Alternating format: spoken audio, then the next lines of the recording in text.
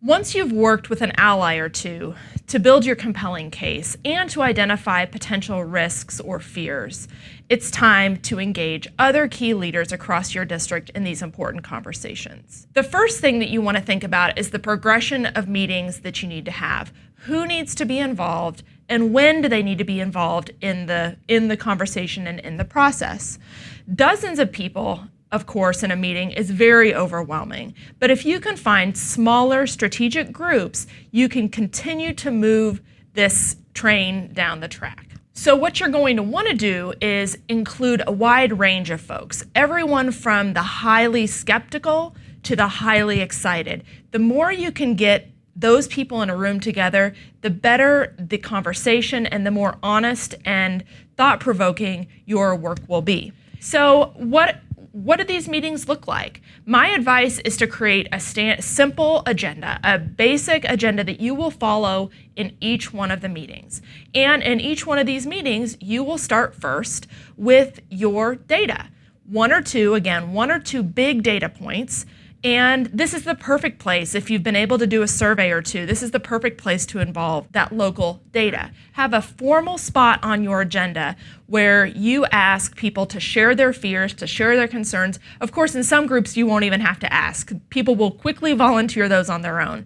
But make sure that you have a scheduled place in your agenda where you ask for those. And if nobody is offering any fears or concerns, this is where you will suggest concerns maybe that you've heard from other people or that you had yourself.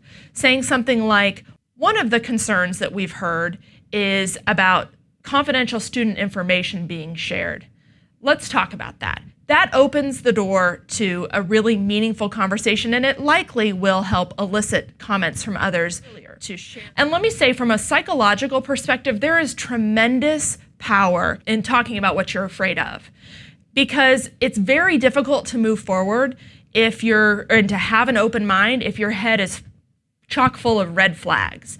So this is important work, and I cannot stress it enough how important it is to spend time in each one of your strategically planned meetings talking about why somebody is afraid. Because one of the things you'll want to do in these meetings, and one of the things that we learned very quickly, is to focus your questions and focus your conversation by not asking, so what do you think about this idea? Don't ask that question. Instead, ask the question, what do you need to make this idea successful? What do you need to feel comfortable about this? The wonderful thing about that, it's a small shift in your words, but the meaning, there's a huge shift in meaning.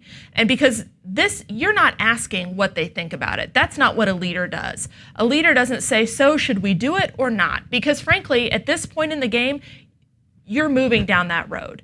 Instead, it shows that you care about their concerns and that you're working to make sure that everybody in your district feels supported as you move forward.